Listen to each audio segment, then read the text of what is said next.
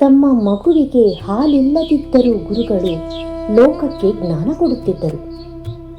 ಆಶ್ರಮ ನಿಶ್ಶಬ್ದ.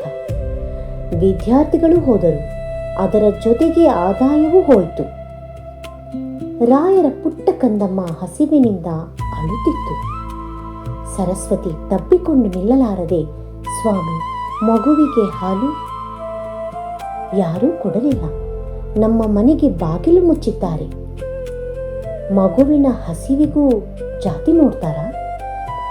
ಆ ಕ್ಷಣದಲ್ಲಿ ಬಾಗಿಲ ಬಳಿ ಒಂದು ನೆರಳು. ಹಸು ಮೇಯಿಸುವ ಯಾದವ ಹುಡುಗನ ಕೈಯಲ್ಲಿ ಹಾಲು. ಸ್ವಾಮಿ, ಇದು ನಿಮ್ಮ ಮಗುವಿಗೆ.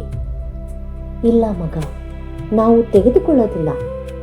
ಸ್ವಾಮಿ, ನಿಮ್ಮ ಮಗುವಿಗೆ ಹಸಿವು ನಾನು ನೋಡ್ತಾ ನಿಲ್ಲೋಕ್ಕಾಗಲ್ಲ. ನಾನು ಕೊಡುವ ಹಾಲು ಒಂದು ದಿನಕ್ಕೆ ಸಾಕು, ಆದರೆ ನೀವು ಕೊಡುವ ಜ್ಞಾನ ಜೀವನ ಪೂರ್ತಿ ಸಾಕು. ರಾಯರ ಕಣ್ಣು ತೇವವಾಗುತ್ತದೆ. ಹರಿ ಯಾವ ರೂಪದಲ್ಲಾದರೂ ಬರುತ್ತಾನೆ. ಇವತ್ತು ನಿನ್ನ ರೂಪದಲ್ಲಿ ಬಂದಿದ್ದಾನೆ. ಆ ದಿನ ಒಂದು ಹಸಿದ ಮಗುವಿನ ಕಣ್ಣೀರು ಒಂದು ಲೋಕದ ಅಹಂಕಾರವನ್ನು ತೊಳೆದು ಹಾಕಿತು.